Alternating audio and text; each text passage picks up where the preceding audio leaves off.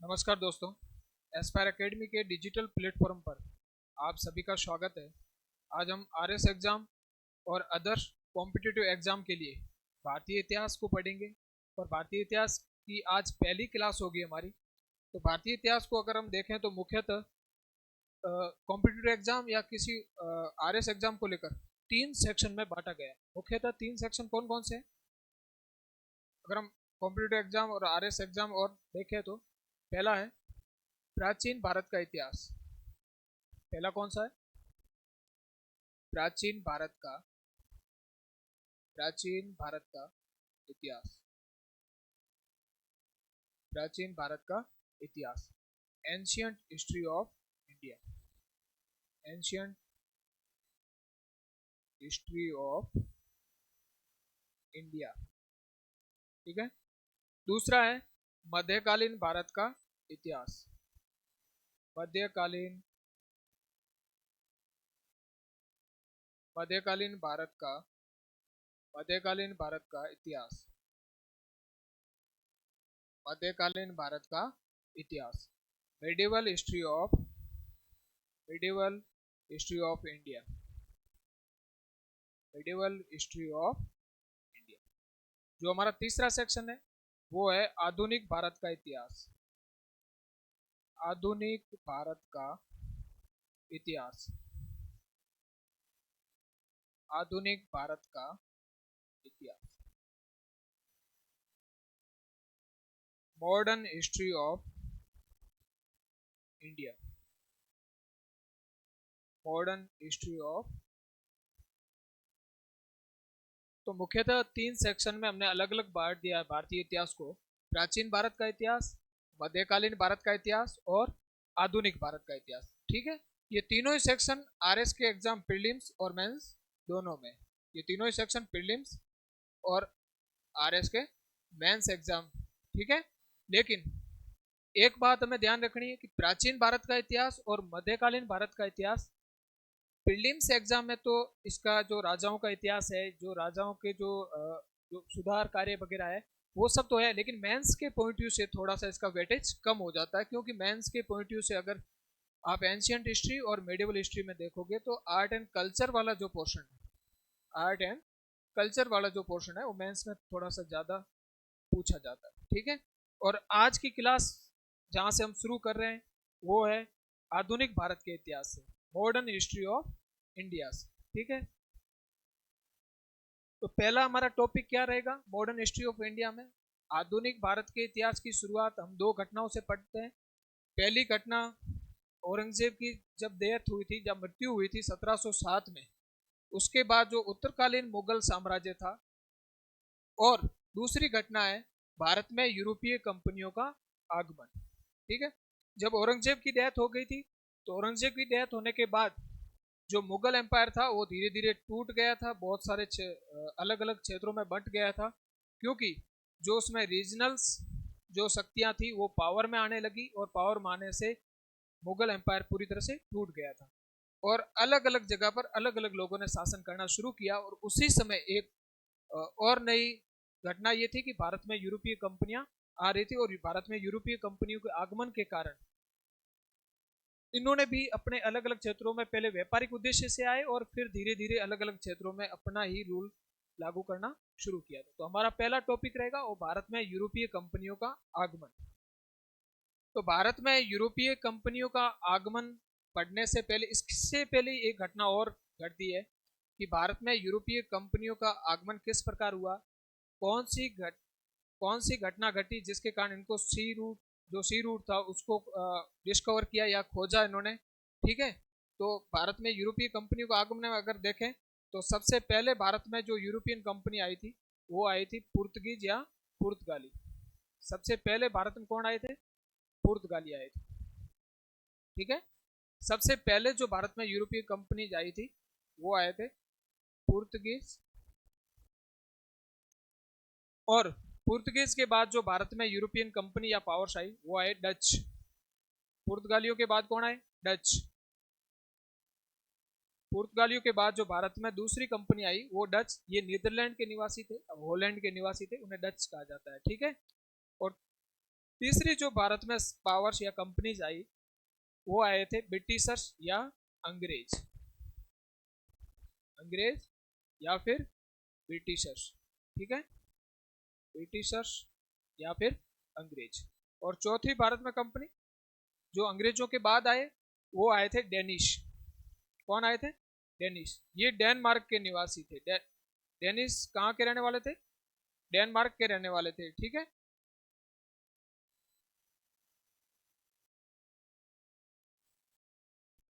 और चौथे नंबर पे कौन आए? डेनिश। डेनिश कहाँ के रहने वाले थे? डेनमार्क के रहने वाले थे। इसके बाद जो भारत में आए थे वो आए थे फ्रांसिस, फ्रांसिस, फ्रेंच, ठीक है। और सबसे लास्ट में जो भारत में आए वो आए स्वीडिश, स्वीडिश।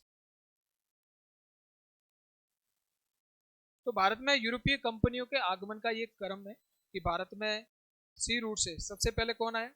तो सबसे पहले जो भारत में आने वाली पावर्स थी या कंपनीज थी वो थे पुर्तगीज थे या पुर्तगाली थे।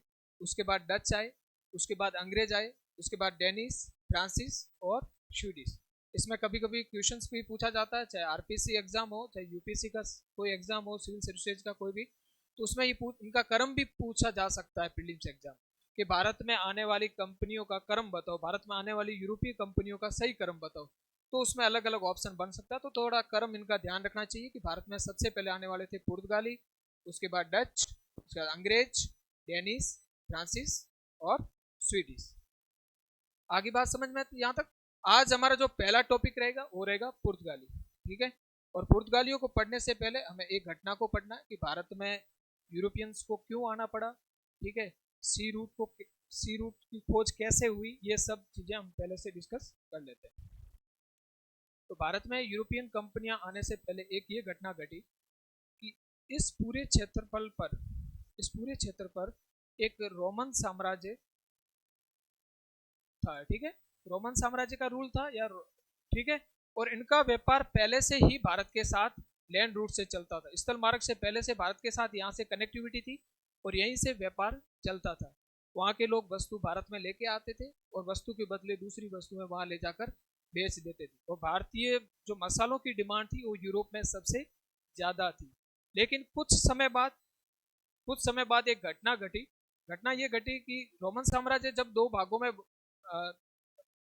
में डिवाइड हो गया था, तो जो ईस्टर्न रोमन साम्राज्य था, उसकी राजधानी जो थी वो थी कुस्तुनतुनिया। उसकी राजधानी का क्या नाम था? उसकी राजधानी का नाम था कुस्तुनतुनिया, कुस्तुनतुनिया।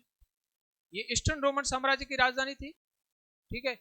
इस पर क्या हो गया? तुर्कों का अधिकार हो गया 1453 में, 1453 में इस कुस्तुनतुनिया पर तुर्कों का अधिकार हो गया। किसका अधिकार हो गया? तुर्कों का अधिकार हो गया। और तुर्कों ने अधिकार करके यहाँ पर ओटोमन साम्राज्य स्थापित कर लिया।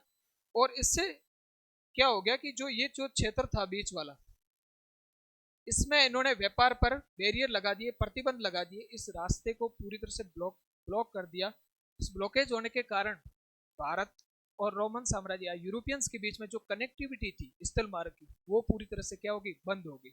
जिससे क्या हो गया? व्यापार बाधित हो गया, लोगों का आदान प्रदान नहीं हो पाया। तो इससे क्या हो गया कि भारतीय जो मसालों की डिमांड थी वो वहाँ यूरोप में बहुत ज्यादा थी, लेकिन उन मसालों का व्यापार कैसे किया जाए या मसालों को यूरोप में कैसे लिया जाए, जब रास्ते को ही ब्लॉक कर दिया, जब जाने की जगह को पूरा रोक दिया। इन सभी चीजों को देखते हुए वहां के राजाओं ने और अपने लोगों को प्रोत्साहन किया कि आप एक नए रूट्स की खोज करो, नई जगहों को खोजो। और उस समय वहां पर पुनर्जागरण चल ही रहा था, लोगों में एक नए जगहों के खोजने के और भी प्लानिंग चल ही रही थी। इसी घटना के तहत सी रूट्स को भी खोजा गया, ठीक है। यहाँ तक बात समझ में आ गई कि इस पूरे लैंड रूट्स को ब्लॉक कर दिया और लैंड जब कुस्तुनतुनिया पर 1453 तुर्कों का अधिकार हुआ और लैंड रूट्स को बंद कर दिया, उसी घटना के फलस्वरूप नए जो मार्ग की खोज की गई वो कौन सा मार्ग था? सी रूट्स था, ठीक है। अब एक यहाँ आप मैप में जगह देखो, यहाँ पर कौन सी जगह है? स्पेन। और स्पेन के पास में यहाँ है पुर्तगाल। स्पेन का एक यात्री था सबसे पहले कोलंबस, जो भारत की खोज के लिए निकला।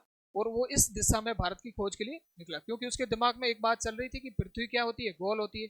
और जब मैं इसी रास्ते से चलता हुआ कहीं न कहीं भारत पहुंच जाऊंगा। लेकिन वो एक नए क्षेत्र पर, नई जगह पर पहुंचा, और वो जगह कौन सी थी? वो जगह थी अमेरिका। कौन सी जगह थी? अमेरिका पहुंच गया, ठीक है। तो इसलिए हम कहते हैं कि कोलंबस ने किसकी खोज की? अमेरिका की खोज की। वो भारत की खोज के लिए निकला था, लेकिन पहुंच कहाँ गया? अमेरिका पहुंच गया। ये बात थी। इसके बाद पुर्तगीज भी, जो पुर्तगीज जो राजा थे, वो भी अपने लोगों को प्रोत्साहन दे रहे थे कि आप भी जाओ और नई जगहों की खोज करो, भारत की भी खोज करो, ठीक है। भारतीय जब मसालों की इतनी सारी डिमांड है तो उसका भी व्यापार करो। तो इसी के तहत एक पुर्तगीज यात्री था जिसका नाम था बार्थेलोमेव डियाज। क्या नाम था उसका? बार्थेलोमेव डियाज। बार्थेलोमेव बार्थेलोमेव डियाज। ये पुर्तगाली यात्री था या पुर्तगाली व्यापारी था, जो भी था। ये कहाँ से निकला? भारत की खोज के लिए पुर्तगाल से निकला, और कहाँ पर आ गया? अफ्रीका के दक्षिणतम बिंदु पर, यहाँ पर तट पर आ गया। और यहाँ पर आने के बाद उसको भारत की आगे का जो नेविगेशन सिस्टम था वो पूरा पता नहीं था, और उसको पता ही नहीं चला कि भारत किस तरफ है, कहाँ जाना है। कहीं इस तरफ ना चला जाऊँ, यहाँ नहीं चला जाऊँ, इसलिए वो थोड़े समय के लिए वहाँ रहा। और उसके बाद वो वापिस कहाँ चला गया? वो वापिस पुर्तगाल चला गया। और जब ये बार्थोलोमेव डियाज जो यहाँ से पुर्तगाल से निकला दक्षिण अफ्रीका तक, वो टाइम था या वो समय जो था वो था 1487, 1487 में। कब निकला था? 1487 में निकला था, ठीक है। 1487 में इसके दक्षिणतम बिंदु पर आया और वापिस वहां चला गया। कुछ समय के लिए यहाँ रहा, यहाँ की चीजों को रिसर्च भी किया उसने, और नए रूट्स खोजने के प्रयास भी किए, बट नहीं, सफलता नहीं मिली, तो वापिस चला गया। तो उसको राजा ने उसको जाकर कहानी राजा को बता दी कि भाई साहब, मैंने आधा रूट खोज लिया है, लेकिन मुझे आगे का रास्ता पता नहीं चला है, लेकिन मुझे इतना पता है कि इसी रूट से यहाँ तक पहुंचा जा सकता है। और यहाँ पर बहुत सारे तूफान वगैरह आते थे, इसलिए राजा ने कहा कि कम से कम एक होप तो बनी, एक आशा तो बनी कि कम से कम भारत का आधा रास्ता आपने खोज लिया। और इस नई जगह का जो नाम रखा गया वो रखा गया cap of good hope. Cap of good hope, ठीक है। तो कैप ऑफ गुड होप की खोज किसने की थी? बार्थोलोमेव डियाज ने की थी। आगे बात समझ में? ठीक है। इसके थोड़े समय बाद एक नए और यात्री भारत की खोज के लिए निकला, जिसका नाम था वास्को डिगामा। जिसका क्या नाम था? Vasco da Gama. वो भारत की खोज के लिए निकला, और जब वहां से खोज के लिए निकला तो उसको कम से कम इतना रास्ता पता था पहले से, क्योंकि उससे पहले कौन आ चुका था? बार्थोलोमेव डियाज यहाँ तक आ चुका था। यहाँ से आने के बाद उसने जो ये सी रूट्स लिया वो यहाँ से ऊपर की तरफ, और ये केन्या तक लगभग पहुंच गया था। केन्या पर पहुंचने के बाद जब उसको भारत की आगे की लोकेशन या नेविगेशन में पता नहीं चला कि हमें कहाँ जाना है, तो एक गुजराती यात्री या फिर गुजराती कोई व्यापारी होगा जो इन्हीं तटों पर व्यापार करने के लिए गए होंगे, वो इनसे मिल गया। किससे मिला? वास्को डिगामा से। किससे मिला? वास्को डिगामा से। कौन मिला? गुजराती एक यात्री मिला, ठीक है। वास्को डिगामा से एक गुजराती यात्री मिला जिसका नाम था अब्दुल मनिक। अब्दुल मनिक। अब्दुल मनिक। उस अब्दुल मनिक ने जब देखा कि एक व्यक्ति जो भारत जाने के लिए तैयार है इधर खड़ा है, तो उस अब्दुल मनिक जब इससे मिला तो उसने पूछा कि भाई साहब कहाँ जाना है? तो उन्होंने कहा कि मुझे भारत जाना। तो उन्होंने कहा कि मैं पहले से ही भारतीय हूँ और आपको भारत लेकर चलता हूँ। तो यहाँ से जो भारत के लिए उसने रास्ता जिसने दिखाया वास्को डिगामा को, उसका नाम था अब्दुल मनिक। उसका क्या नाम था? अब्दुल मनिक। जो उसका क्या बना? मार्गदर्शक बना। किसका मार्गदर्शक बना? वास्को डिगामा को। कहाँ लाने के लिए? भारत लाने के लिए, ठीक है। और वो कहाँ पर लेके आया उसको? भारत। और भारत के जिस जगह पर सबसे पहले वास्को डिगामा पहुंचा उस जगह का नाम था कालीकट। उसका जगह का नाम क्या था? कालीकट, ठीक है। तो वास्को डिगामा सबसे पहले भारत किसकी सहायता से पहुंचा? अब्दुल मनिक की सहायता से। कब पहुंचा? 1498 में, 1498 में पहुंचा, और अब्दुल मनिक की सहायता से कालीकट बंदरगाह पर सबसे पहले पहुंचा। ठीक है, बात समझ में आ गया? तो आप यहाँ भारत के मैप में अगर देखोगे तो वास्को डिगामा की यही लोकेशन पॉइंट कर रहे हैं हम, कि यहाँ से पुर्तगाल से होते हुए यहाँ तक की पहले से भी खोज हो चुकी थी मार्ग की। और यहाँ से आगे केन्या में एक द्वीप है जिस छोटा सा, जिसका नाम है मोम्बासा, और यहाँ पर कौन मिला इसको? इनको अब्दुल मनिक। कौन मिला? अब्दुल मनिक, ठीक है। अब्दुल मनिक जो गुजराती एक यात्री या व्यापारी था जो इन्हें मिला, और वास्को डिगामा को कहाँ लेकर आ गया? कालीकट, ठीक है। कालीकट कब पहुंचा वास्को डी गामा? 1498 में। 1498 में वास्को डी गामा कहां पहुंचा? कालीकट। और कालीकट का उस समय जो राजा था उसका नाम था जमोरिन। कालीकट के राजा का क्या नाम था?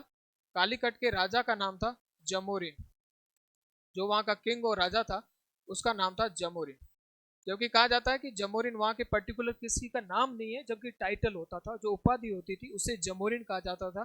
तो वहां के शासक जमोरिन ने वास्को डी गामा का बहुत धूमधाम से स्वागत किया, क्योंकि सी रूट से कोई व्यक्ति पहुंचा है जो कहां से आया है? यूरोप से आया। और वास्को डी गामा सबसे पहले अपने साथ कुछ सामान भरकर लेकर गया था। तो सामान भरकर ले गया तो व्यापार के उद्देश्य से वहां गया और उसने अलग अलग क्षेत्रों में जाकर क्या किया? व्यापार किया। भारत के अलग अलग क्षेत्रों में वास्को डी गामा गया और उसने व्यापार किया। और उस समय जो व्यापार होता था वो वस्तु के बदले वस्तु दी जाती थी। वस्तु विनिमय जैसा साधन होता था कि आप वस्तु साथ में लाओ, वस्तु दो और वस्तु के बदले आप क्या लो? वस्तु लेकर अपने देश में वापस जाओ। तो इन्होंने अलग अलग क्षेत्रों पर गया और वहां से जो भारतीय जो जितने भी प्रोडक्ट होते थे, उत्पाद होते थे या मसाले होते थे, उनको खरीदा और कालीकट बंदरगाह पर वापस लेकर आया। और वापस कहाँ चला गया? वो वापस गया यूरोप, या कह सकते हैं कि पुर्तगाल जब वापस गया। जब यहाँ से सामान लेकर जब वो पुर्तगाल वापस गया तो पहली बार में फर्स्ट टाइम में वास्को डी गामा को 60 गुना ज्यादा फायदा हुआ। कितना फायदा हुआ? 60 गुना ज्यादा, 60 टाइम प्रॉफिट हुआ उसे। ठीक है। जब कोई व्यक्ति यहाँ आया और यहाँ से कोई वस्तु खरीद कर वापिस कहाँ चला गया? वापिस अगर वो यूरोप गया और उसको 60 टाइम प्रॉफिट हुआ तो उसको लगा कि मुझे वापस जाना चाहिए, भारत व्यापार करना चाहिए। वहां क्यों रहना चाहिए जब इतना ज्यादा मुनाफा हो रहा है? तो और 1502 में फिर वास्को डी गामा भारत वापस आया। 1502 में वास्को डी गामा फिर से भारत आया और व्यापार का यही चलन शुरू किया। ठीक है। और 1524 में तीसरी बार भारत आया और यहीं पर वास्को डी गामा की क्या होगी? मृत्यु होगी। यहाँ कालीकट से एक नीचे जगह है कोचिन। कौन सी जगह है? कोचिन। कोचिन में वास्को डी गामा की मृत्यु हुई और यहीं पर उसकी क्या बना दी गई? कब्र बना दी गई। ठीक है। तो वास्को डी गामा की मृत्यु कब हुई? 1524 में। यहां तक बात आपको कंप्लीट समझ में आ गई? तो इस तरह पहले कौन आया? भारत आने वाला सबसे पहले यात्री कौन? Vasco da gamma. लेकिन भारत की खोज के लिए सबसे पहले जो पुर्तगाल से जो यात्री निकला था उसका नाम था बोर्थेलेमियो डियाज। उसका नाम क्या था? बोर्थेलेमियो डियाज। ये भारत की खोज के लिए निकला था बट भारत नहीं पहुंच पाया था। परंतु भारत नहीं पहुंच पाया, जो भारत पहुंच पाया उसका नाम था वास्को डी गामा। और वास्को डी गामा के बाद जो व्यक्ति भारत पहुंचा पुर्तगीज, उसका नाम था Pedro Alvares Cabral. Vasco da Gama के बाद जो व्यक्ति 1500 ईस्वी में यहां पहुंचा उसका नाम था पेड्रो अल्वारेज क्रेबाल। क्या नाम था? Pedro Alvares Cabral. ये 1500 ईस्वी में भारत आया। कौन से ईस्वी में आया? 1500 ईस्वी में भारत आया। जो वास्को डी गामा जो सी रूट्स की खोज की कर दी थी उसी रूट के तहत ये भारत आया था। ठीक है। इसलिए हम कहते हैं कि भारत की खोज किसने की? वास्को डी गामा ने की। इसका मतलब ये नहीं है कि भारत की जब वास्को डी गामा ने भारत की खोज नहीं की थी उससे पहले क्या भारत नहीं था? क्या अंधकारमय युग में जी रहा था? नहीं, ऐसा नहीं था।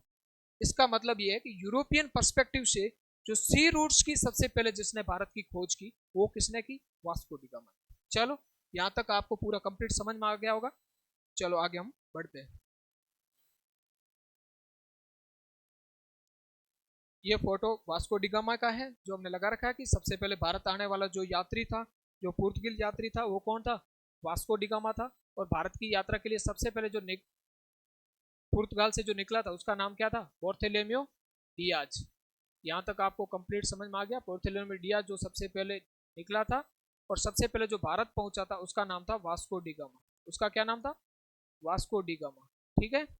और दूसरा पुर्तगाली यात्री जो भारत पहुंचा उसका क्या नाम था? उसका नाम था पेड्रो अल्वारेज क्रेबाल। ठीक है। ये भारत की खोज के लिए कब निकला था? 1487 में। ये 1498 में भारत में आया, ये 15 एडी में आया। ठीक है। बात समझ में आ गई कंप्लीट? ये तीनों पुर्तगीज से। चलो हम नेक्स्ट आगे बढ़ते हैं। अब हम समझने की कोशिश करेंगे कि भारत में धीरे धीरे ये यात्री आने लगे और यहाँ पर भारत के बहुत बड़े क्षेत्रफल पर व्यापार करने लगे। और व्यापार के साथ साथ इनको बहुत सारा सामान साथ में लाते थे और व्यापार करने के लिए भारत के क्षेत्र से बहुत सारा सामान कहाँ लेके जाते थे? बंदरगाह पे ले जाते थे। तो उनको ले जाने के लिए और वहाँ सामान को एक जगह रखने के लिए जगह चाहिए होती थी। उसी जगह को हमने क्या कहा, फैक्ट्री कहा। उसी जगह को हमने क्या कहा, फैक्ट्री कहा। फॉर एग्जाम्पल हम देखेंगे, जैसे ही भारत के अगर साउथ वाला आप मैप देखोगे, इसमें अगर देख पा रहे हो, तो इसमें बाहर से अगर कोई यात्री आता है भारत, यात्री आने के बाद वो सबसे पहले बंदरगाह पर आता है। बंदरगाह पर आने के बाद भारत के अलग अलग जगह पर वो क्या जाता है, व्यापार करने जाता है, वस्तुएं खरीदने जाता है। और वस्तुएं खरीद कर उन वस्तुओं को कहां पर लेके आता है, इस बंदरगाह पर लाकर इकट्ठा करता है। क्योंकि यहाँ पर सामान को बहुत ज्यादा एक साथ लाकर और फिर जहाज से भरकर कहाँ ले जाना पड़ता था, यूरोप ले जाना पड़ता था। तो सामान को यहाँ रखने के लिए बहुत बड़ी जगह चाहिए होती थी उनको, ठीक है। और उस सामान को सुरक्षित रखे इसलिए बहुत सारा स्टोरेज बनाने पड़ते थे, बड़े भंडार गृह बनाने पड़ते थे। इन्हीं बड़े भंडार घर और स्टोरेज को क्या कहा गया हमने, फैक्ट्री कहा है। क्या कहा, फैक्ट्री, ठीक है। इन्हीं स्टोरेज और भंडार को हमने क्या कहा, फैक्ट्री कहा है। तो आप मॉडर्न हिस्ट्री में ज्यादातर जहां भी ये फैक्ट्री वर्ड सुनोगे, चाहे वो पुर्तगीज के लिए सुनोगे, चाहे ब्रिटिशर्स और भी फ्रांस, इन कंपनीज का अगर हम पढ़ेंगे कि यहाँ पर फैक्ट्री स्टेब्लिश की, वहां पर फोर्ट स्टेब्लिश किया, उस फैक्ट्री का मतलब यही होता है कि स्टोरेज रूम, ऐसा भंडार गृह जहां पर सामान को क्या कर दिया जाए, रख दिया जाए। और सामान के साथ साथ उनके जो फैमिलीज आते थे या फिर लोग आते थे, उनके रहने के लिए जगह भी चाहिए होती थी। जो जगह और सामान रखा जाता था उसे क्या कहा जाते थे, फैक्ट्री कहा जाता था। तो इन्होंने सबसे पहले जो फैक्ट्री स्टेब्लिश की पुर्तगीज ने, वो की कोचीन में। सबसे पहली फैक्ट्री कहाँ पे बनाई उन्होंने, कोचीन में बनाई, ठीक है। तो पहली फैक्ट्री कहाँ स्टेब्लिश की, कोचीन। पुर्तगीज ने जो सबसे पहले फैक्ट्री स्टेब्लिश की वो कोचीन में की, और उस फैक्ट्री को स्टेब्लिश किया 1503 में। तो 1503 में पहली फैक्ट्री कहाँ पर स्टेब्लिश की इन्होंने, कोचीन में, ठीक है। अब क्या हुआ कि धीरे धीरे व्यापारी और ज्यादा व्यापार करने लगे। सामान भारत के अगर नॉर्थ के क्षेत्र में आते हैं सामान लेने, तो उनको वापस सामान ले जाने के लिए यहाँ तक साउथ तक जाने के लिए बहुत ज्यादा दिक्कत होती थी या लंबा रास्ता पड़ता। तो उन्होंने सोचा कि कुछ और क्षेत्रों पर ऐसे भंडार गृह बना जाए या बंदरगाह जैसी सुविधा भी मिल जाए। इसलिए उन्होंने वहाँ के जो राजा वगैरह थे उनसे रिक्वेस्ट करके और अन्य जगह पर भी ऐसे भंडार गृह बनाए। तो कोचीन के बाद जिन्होंने एक और जगह पर फैक्ट्री स्टेब्लिश की, उसका नाम था कोचीन। उसका नाम क्या था, कोचीन। तो जो सॉरी उसका नाम था कुनूर। कुनूर की जो फैक्ट्री स्टेब्लिश की वो की है 1505 में। कुनूर में फैक्ट्री कब स्टेब्लिश की, 1505 में।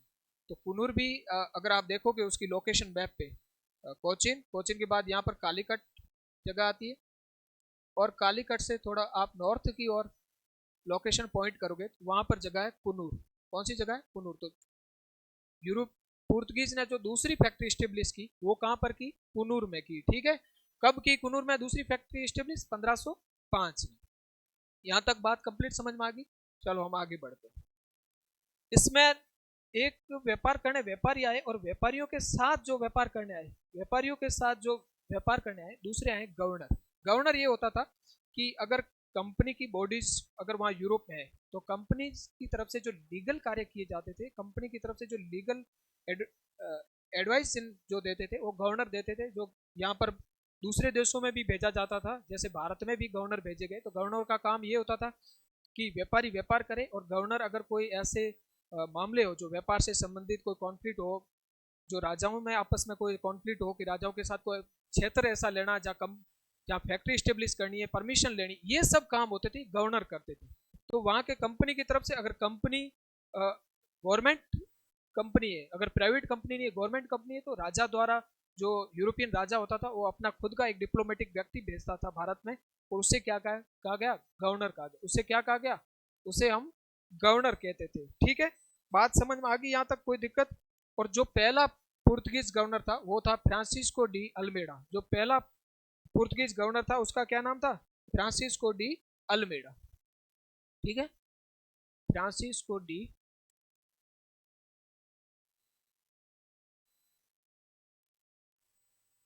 अल्मेडा। ये 1505 में पुर्तगाली गवर्नर बनकर कहां पर आया, भारत में। कब आया, 1505 में। ये 1505 में पुर्तगाली गवर्नर बनकर फ्रांसिस्को डी अल्मेडा कहां पर आया, भारत में आया। और इनका काम मैंने पहले बता दिया था कि भारत के अलग अलग क्षेत्रों में अगर कोई जगह पर आपको क्या करना है, परमिशन लेनी राजा से, या फिर कोई व्यापारियों के बीच में कोई कॉन्फ्लिक्ट है उनको सुलझाने का जो काम या फिर उनको देखने का काम जो करते थे वो गवर्नर करते थे। और इन्होंने अलग अलग क्षेत्रों में धीरे धीरे धीरे पुर्तगीज जो शासन बढ़ रहा था, या फिर कह सकते हैं कि जहाँ जहाँ पुर्तगीज अपन खुद स्टेब्लिश हो रहे थे, उन क्षेत्रों को देखने के लिए और उन क्षेत्रों का प्रचार प्रसार करने का जो काम किया वो किन्होंने किया, गवर्नर ने किया। जो पहला पुर्तगीज गवर्नर था उसका नाम क्या था, फ्रांसिस्को डी अल्मेडा था। ठीक है, आगे बात समझ में, ये प्रथम गवर्नर और वायसराय था। दूसरा जो पुर्तगाली गवर्नर था उसका नाम था अल्फांसो डी अल्बुकर्क। उसका नाम क्या था, अल्फांसो डी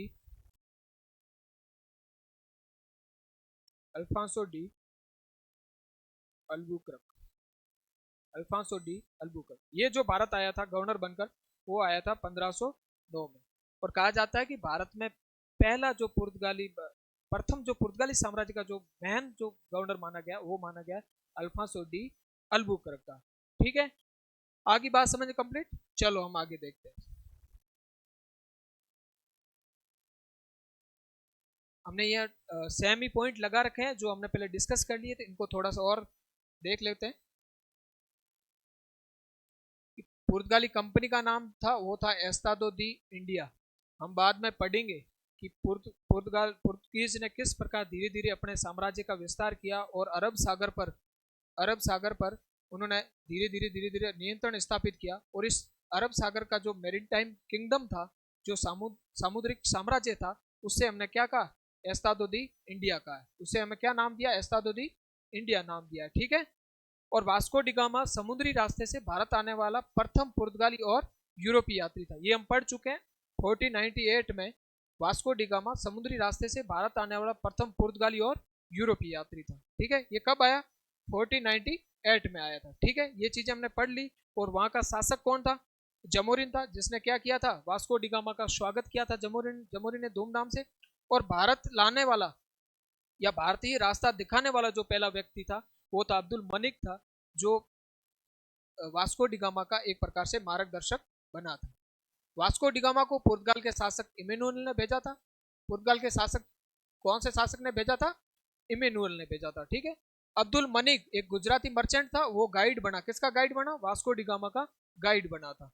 भारत से वापस जाते समय वास्को डिगामा जहाज में काली मिर्च भरकर ले गया और उसे कितना प्रॉफिट हुआ, उसे 60 टाइम प्रॉफिट हुआ। ठीक है, तो 60 टाइम प्रॉफिट हुआ तो दोबारा भारत में आया और फिर से व्यापार करने लगा। जब ये बात सब यूरोप में पता लगने लगी कि भारत की खोज हो चुकी है और भारतीय मसालों की जब यूरोप में बहुत सारी डिमांड थी वस्तुओं की, तो इसलिए दूसरे जो यूरोपीय जो व्यापारी थे, यात्री थे, उनको क्या मिला, वास्को डिगामा की खोज से प्रोत्साहन मिला था उनको। और अन्य जो पुर्तगीज या फिर यूरोपीय जो व्यक्ति थे उनको भी प्रोत्साहन मिला था। 1502 में वास्को डिगामा दूसरी बार भारत आया और 1524 में वास्को डिगामा की यहाँ पर क्या हो गई थी, मृत्यु हो गई थी। ठीक है, और वास्को डिगामा की जो कब्र है वो कहाँ पर है, कोचीन में स्थित है। आगे बात समझ में आ कंप्लीट। ठीक है, हम बढ़ते हैं आगे। 1500 ईस्वी में पेड्रो अल्वारेज क्रेबाल भारत आने वाला दूसरा पुर्तगाली यात्री था। पेड्रो अल्वारेज क्रेबाल जो भारत आने वाला दूसरा पुर्तगाली यात्री। ये सब चीजें हम पढ़ चुके हैं। 1503 में पुर्तगालियों ने कोचीन में पहली फैक्ट्री स्टेब्लिश की। जो फर्स्ट फैक्ट्री एस्टेब्लिश की वो कहाँ पर की, कोचीन में की। और मैंने लोकेशन पॉइंट करवा दी थी कि कोचीन में 1503 में पहली फैक्ट्री एस्टेब्लिश की थी। और दूसरी जो सेकंड फैक्ट्री एस्टेब्लिश की थी वो कहाँ पर की थी, कुन्नूर में की थी। ठीक है, आगे बात समझ में।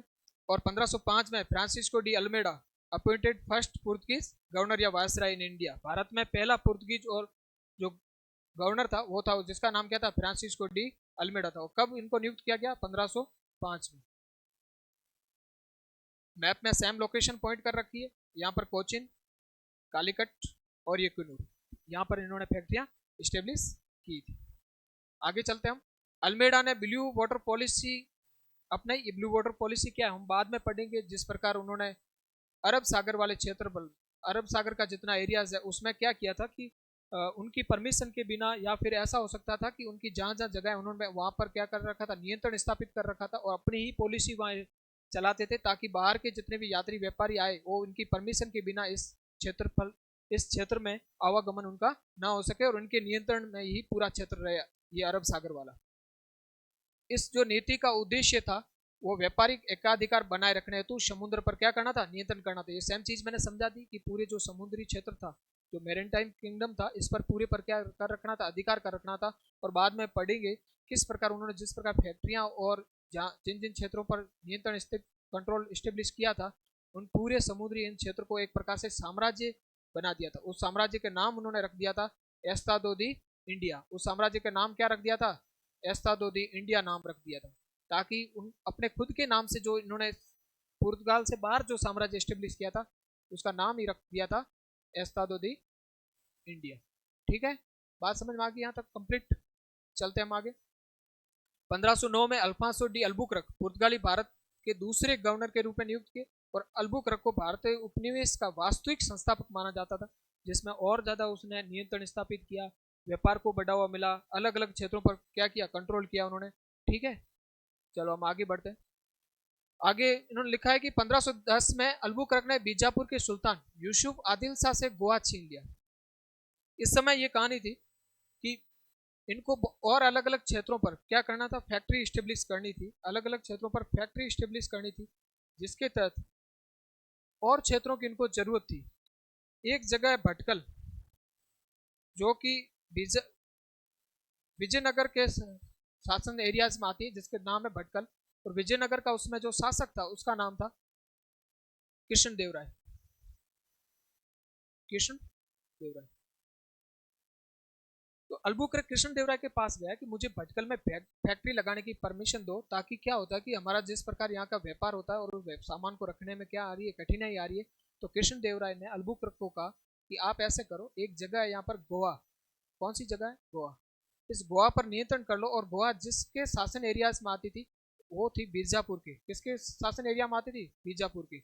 और बीजापुर का जो शासक था उसका नाम था यूसुफ आदिल शाह। शासक का नाम क्या था, यूसुफ आदिल शाह। इसलिए हम कह सकते हैं कि कृष्णदेवराय के कहने पर, किसके कहने पर, कृष्णदेवराय के कहने पर किसने गोवा पर अधिकार कर लिया, अल्बुकर्क ने। किसने गोवा पर अधिकार किया, अल्बुकर्क ने।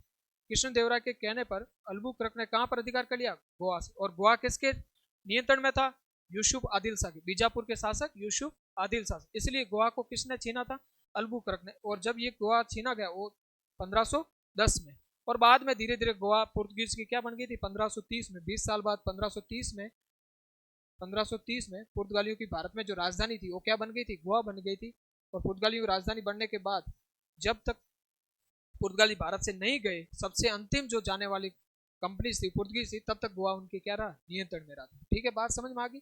तो गोवा को अगर समझा जाए कि पुर्तगालियों में गोवा को किसने छीना, अल्बुकर्क ने। किसके कहने पे छीना, कृष्णदेवराय की। किससे, बीजापुर के शासक यूसुफ आदिल से। ठीक है, चले हम आगे। इंक्विजिशन पुर्तगालियों द्वारा स्थापित धार्मिक न्यायाधिकरण होते थे। धार्मिक न्यायाधिकरण का मतलब जो यहाँ पर जो पुर्तगालियों द्वारा जो पुर्तगालियों के धर्म के जो न्याय सिद्धांत थे उनके खिलाफ जाकर कोई प्रचार प्रसार ना करे, उनके खिलाफ कोई न जाए।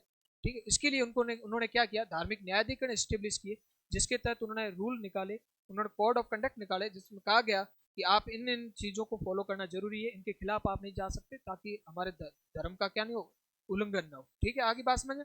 अल्बुकर्क ने गोवा में सती प्रथा पर प्रतिबंध लगा दिया। अल्बुकर्क ने 1511 में दक्षिण पूर्व एशिया में व्यापारिक मंडी मलका और हरमुज, जो मलका है वो मलेशिया और इंडोनेशिया के आसपास का क्षेत्र है, ठीक है, और हरमुज जो अरबियन कंट्रीज के आसपास क्षेत्र, इन दो व्यापारिक मंडियां थी जहां से क्या होता था, व्यापारिक जो जहाज गुजरते थे, सबसे व्यापारिक जो रास्ते थे हम कह सकते हैं, उसको पूरा क्या कर दिया इन्होंने, अधिकार कर लिया, ताकि उनको व्यापार पर इनका क्या रहे, पूरी तरह से नियंत्रण रहे। ठीक है, 1530 में नीनो डी कुन्हा ने कोचीन से अपनी राजधानी कहाँ ट्रांसफर कर दी, गोवा ट्रांसफर। ये हमने पढ़ लिया था। 1510 में गोवा पर अधिकार किसने किया था, गोवा पर जो अधिकार करने वाला व्यक्ति था उसका नाम क्या था, उसका नाम था अल्बुकर्क। उसका नाम क्या था, अल्बुकर्क। और 1530 में गोवा को जिसने राजधानी बनाई उसका नाम था नीनो डी कुन्हा। उसका नाम क्या था, नीनो डी कुन्हा। ये एक गवर्नर था, पुर्तगाली गवर्नर था, जिसने गोवा को क्या बनाया था, राजधानी। तो एग्जाम अगर कोई क्वेश्चन पूछा जाए कि गोवा को सबसे पहले पुर्तगाली किस गवर्नर ने राजधानी बनाया, तो नीनो डी कुन्हा ने। और गोवा पर अधिकार किस गवर्नर ने किया, तो अल्बुकर्क ने किया। किसने किया, अल्बुकर्क। यहां तक बात समझ में आ गई। 1961 भारतीय सेना द्वारा ऑपरेशन विजय चलाया गया। तब जब गोवा आजाद हुआ, तभी जब पुर्तगालियों को भारत से नियंत्रण से मुक्त किया गया, तभी गोवा उनके नियंत्रण से क्या हुआ, मुक्त हुआ। तो हम मान सकते हैं कि 1530 से लेकर 1961 तक गोवा किसके पास रहा, पुर्तगालियों के पास रहा। 1961 में अंतिम गवर्नर जनरल मैनुअल वास एलोशिला ने जो था वो अंतिम गवर्नर था, और कहां पर था, गोवा में, गोवा ही उनकी राजधानी रही, तो गोवा में अंतिम गवर्नर रहा, वो कौन रहा, मैनुअल वास एलोशिया। यहाँ तक पूरी बात आपको समझ में आ गई होगी। पुर्तगाली भारत में किस प्रकार स्टेब्लिश हुए, कहाँ कहाँ उन्होंने फैक्ट्रियाँ स्टेब्लिश की, ठीक है। सबसे पहले वास्को डिगामा किस जगह पर आया, किस शासक ने उसका स्वागत किया, उसके बाद गोवा को किस गवर्नर द्वारा गोवा पर अधिकार कर लिया, गोवा को राजधानी कब बनाई गई, पहला गवर्नर कौन आया, ठीक है, बात समझ में आ गई। सेकंड गवर्नर कौन आया, ये कंप्लीट टॉपिक हमारा हम समझ चुके हैं। चलो हम आगे बढ़ते हैं। अब एक टॉपिक, नीले समुद्र की नीति या फिर ब्लू सी पॉलिसी या ब्लू वाटर पॉलिसी क्या थी। तो नीले समुद्र की नीति ये थी कि पुर्तगालियों का समुद्र पर क्या था, एकाधिकार था या मोनोपोली थी, जिसके तहत मैंने पहले समझाया था कि अगर आप अरब सागर वाले क्षेत्र को देखोगे, ये पूरे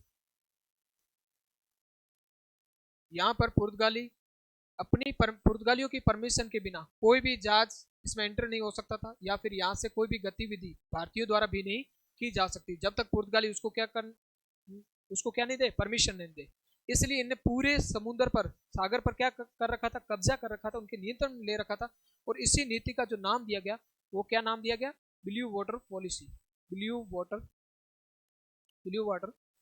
पॉलिसी, जिसके तहत अरब सागर पूरी उनकी क्या चलती थी, मोनोपोली चलती थी, उनके कंट्रोल में रहता था। और ब्लू पानी का जो रंग होता था, ब्लू होता था, वाटर पॉलिसी, जो वाटर में चलाई गई पॉलिसी, इसलिए इसको क्या कहा गया, ब्लू वाटर पॉलिसी या नीले पानी की नीति भी कहा जाता है। नीले पानी की नीति। इसलिए अरब सागर में ब्लू वाटर पॉलिसी किसने चलाई, पुर्तगीज ने चलाई। किसने चलाई, पुर्तगीज ने। आगे बात समझ में कंप्लीट। चलो आगे बढ़ते। पुर्तगालियों का सामुद्रिक साम्राज्य एस्तादो दी इंडिया कहलाता था। ये मैं भी पढ़ा चुका हूँ कि जिस प्रकार इन्होंने पूरे क्षेत्र पर कब्जा कर रखा था, कंट्रोल कर रखा था, चाहे उनके फैक्ट्रियों वाला, लैंड वाला जो जगह है, या फिर सी वाली जितनी भी जगह है, सी रूट्स वगैरह, इन सब पर, और इसी पूरे क्षेत्र को कहते थे एस्तादो दी इंडिया। इसके पूरे क्षेत्र को क्या कहते थे, एस्तादो दी इंडिया, ठीक है, एस्तादो दी इंडिया। एस्तादो दी इंडिया, अगर एग्जाम में पूछा जाए कि एस्तादो दी इंडिया क्या है, तो पुर्तगालियों का जो सामुद्रिक साम्राज्य था या फिर मैरीटाइम जो किंगडम था, उसे क्या कहा गया, एस्तादो दी इंडिया कहा गया। अकबर ने भी समुद्र यहां तक कहा गया, नीले समुद्र की नीति पूरी आपको समझ में आ गई। अब हम आगे चलते हैं नेक्स्ट टॉपिक पर। नेक्स्ट टॉपिक हमारा रहेगा कार्टर सिस्टम। कि कार्टर सिस्टम क्या होता था।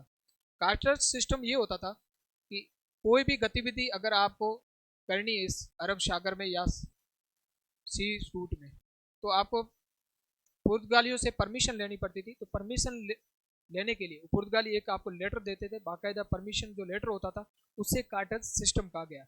अगर कोई जहाज, भारतीय जहाज को कहीं और किसी और जगह पर जाना है, लेकिन अरब सागर से होकर जाना है, तो उसको क्या लेना पड़ता था, कार्टस लेना पड़ता था। क्या लेना पड़ता था, कार्टस लेना पड़ता था। अगर कोई मछुआरों को यहाँ पर कुछ मछलियों को पकड़ना वगैरह या कुछ और मछुआरों से संबंधित काम है, तो भी कार्टस लेना पड़ता था। अगर कोई राजा भी अपनी गतिविधि समुद्र में करना चाहता है, ठीक है, किसी पोर्ट का यूज कर रहा है, तो भी उनको क्या लेना पड़ता था, कार्टस लेना पड़ता था। और कहते हैं कि जब अकबर जब मुगल शासन में बादशाह था, तब अकबर को भी समुद्र देखने के लिए, जब अकबर गुजरात अभियान पर आ रखा था, उसने देखा कि समुद्र को देखने चलते हैं। लेकिन पुर्तगालियों ने कहा था कि इस समुद्र में अगर थोड़ा सा भी एंट्री लेनी, तो आपको क्या लेनी पड़ेगा, कार्टज ही लेना पड़ेगा। इसलिए कहा गया कि अकबर को भी समुद्र देखने के लिए क्या लेना पड़ा, कार्टज लेना पड़ा। इसका मतलब हम समझ सकते हैं कि एक समय में पुर्तगीज बहुत ज्यादा क्षेत्र को अपने नियंत्रण में ले चुके थे और मजबूत स्थिति में थे। तो इसमें लिखा है कि समुद्र में किसी भी गतिविधि के लिए पुर्तगालियों से क्या लेनी पड़ती थी, परमिशन लेनी पड़ती थी। और उसी परमिशन लेटर को क्या काम है, कार्टज का है। तो एग्जाम में अगर एग्जामिनर पूछे कोई क्वेश्चन कि कार्टज सिस्टम क्या था, कार्टज प्रणाली क्या थी, तो कार्टज प्रणाली यही थी कि समुद्र में किसी भी गतिविधि के लिए पुर्तगालियों से अनुमति लेनी पड़ती थी। और पुर्तगाली द्वारा हिंद महासागर में जहाजों को जारी किए गए आज्ञा पत्र क्या कहते थे, कार्टज कहते थे। अगर जहाज भी जा रहा है, चाहे कुछ और गतिविधि हो रही है, तो भी उसे कार्टज लेना जरूरी था। अकबर ने समुद्र देखने के लिए पुर्तगालियों से क्या लिया था? कार्टस लिया था। ठीक है, अकबर ने समुद्र देखने के लिए पुर्तगालियों से क्या लिया था? कार्टस लिया था। नेक्स्ट हम चलते हैं आगे।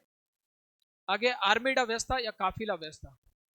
कॉन्वे जो सिस्टम होता है, कॉन्वे सिस्टम तो अगर आज के हिसाब से आप समझ सकते हो कि कोई काफिला किसी मंत्री का जा रहा है या कोई वीआईपी रूट्स में कोई अ, ऐसी व्यवस्था की गई काफिले की, तो आप देख सकते हो कि जो मंत्री या वीआईपी आदमी एक गाड़ी में बीच में होता है और उसके चारों तरफ अन्य गाड़ियां वगैरह चलती है, तो हम कहते हैं कि उस व्यक्ति का क्या जा रहा है? काफिला जा रहा है। ठीक है, तो काफिला सिस्टम वही होता था पुर्तगीज के समय। पुर्तगीज के समय काफिला सिस्टम ये होता था कि किसी भारतीय राजा को या भारतीय जहाज को किसी अन्य क्षेत्र में जाना है, तो अन्य क्षेत्र में अगर जा रहा है तो किसके किसके नियंत्रण क्षेत्र से होकर जा रहा है? पुर्तगालियों के नियंत्रण क्षेत्र से होकर जा रहा है। एस्तादो इंडिया में होकर जा रहा है, तो पुर्तगालियों के नियंत्रण क्षेत्र से होकर जा रहा है। तो यहाँ पर अगर इस जहाज को कोई समुद्री लुटेरा लूट न ले, इस ठीक है, ये कहीं इस परमिशन इस रूट की दी है, ये जहाज किसी और अन्य रूट में नहीं चला जाए इनकी परमिशन के बिना, तो इस जहाज के साथ इनके अन्य दो और जहाज या फिर इनका जो उस समय की जो नेवी थी वो साथ में चलती थी, उससे हमने क्या कहा? आर्मेडा व्यवस्था या काफिला व्यवस्था कहा गया। ये बात आपको इस मैप से समझ में आ गई होगी। पुर्तगाली भारतीय जहाजों को समुद्र में सुरक्षा प्रदान करते थे। क्या प्रदान करते थे? सुरक्षा प्रदान करते थे। इसके लिए अपने जहाज के साथ ही भारतीय जहाजों को क्या करते थे? भेजा करते थे। तो बात समझ में आ गई कि आर्मेडा व्यवस्था क्या होती थी? आर्मेडा व्यवस्था यही थी कि कोई भारतीय जहाज जा रहा है, उसके साथ अपने खुद के दो जहाज साथ में ले जाते थे, ताकि उसमें कोई उसके साथ कोई लूट मार वगैरह ना हो, तो सुरक्षा प्रदान करने के उद्देश्य से। ठीक है, पुर्तगालियों के अन्य कार्य। भारत में पुर्तगाली आए, उन्होंने अलग अलग जगह फैक्ट्री स्टेब्लिश की, अरब सागर के बहुत सारे क्षेत्रों पर नियंत्रण स्थापित किया, व्यापार भी किया। लेकिन उसके सिवा वो अगर यूरोप से आए तो अपने साथ कुछ ऐसी विशेषताएं भी लाए होंगे, कुछ ऐसी चीजें भी जो लाएंगे भारत में छोड़ के गए हो। तो पुर्तगालियों ने भारत में बड़े जहाजों का निर्माण प्रारंभ किया। भारत में जो बड़े जहाजों का निर्माण प्रारंभ हुआ वो पुर्तगालियों के समय हुआ। वो एक टेक्नोलॉजी जिस प्रकार से लेके आए, उनके पास जो बड़े जहाज हुआ करते थे, तो भारत में जो स्टार्ट बिल्डिंग लार्ज शिप, ठीक है, इन इंडिया, किसने शुरू किया? पुर्तगालियों ने शुरू किया। जो ये पहली बार जो प्रिंटिंग वाली चीज है, जिस प्रकार हम प्रिंट होना पहली बार देखते हैं, तो पहली बार जो प्रिंटिंग जो शुरुआत की, प्रिंटिंग प्रेस की जो शुरुआत की, वो पुर्तगालियों ने की। भारत में पहली बार प्रिंटिंग प्रेस सेटअप किसने किया? पुर्तगालियों ने। कहां पर किया? गोवा में। ठीक है, 1556 में।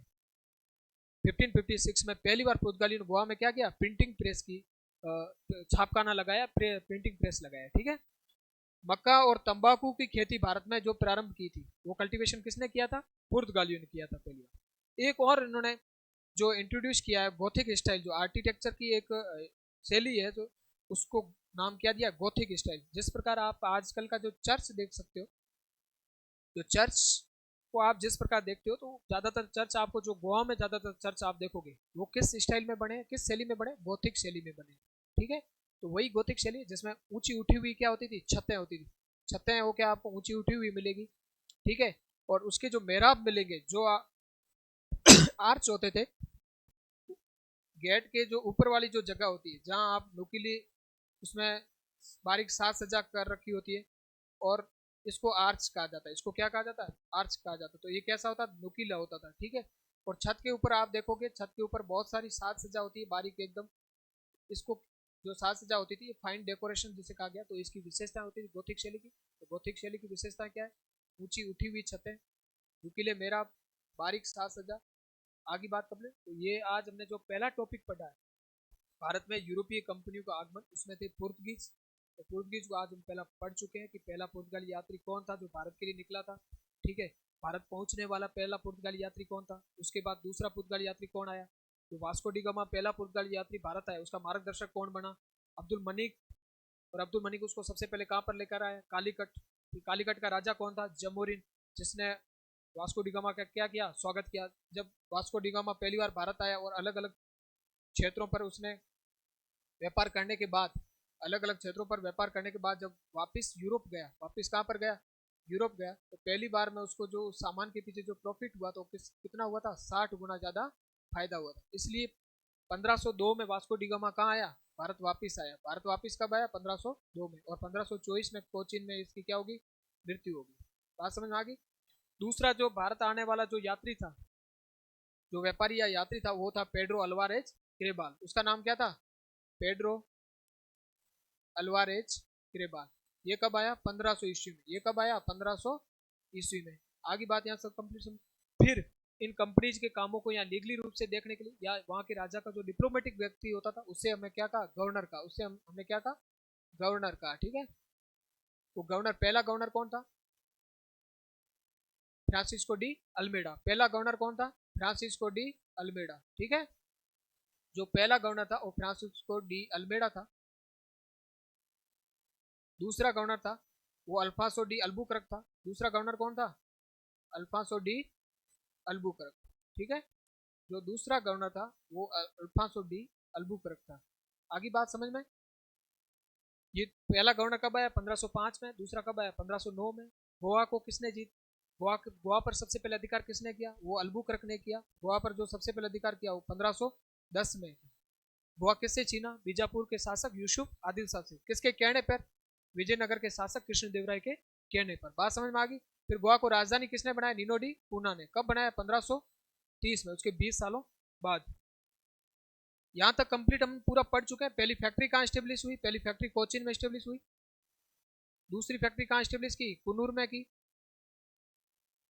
और फैक्ट्री क्या होती थी? फैक्ट्री एक स्टोरेज रूम या ऐसी जगह जहां पर बहुत सारे सामान को क्या कर दिया जाता, रख दिया जाता था।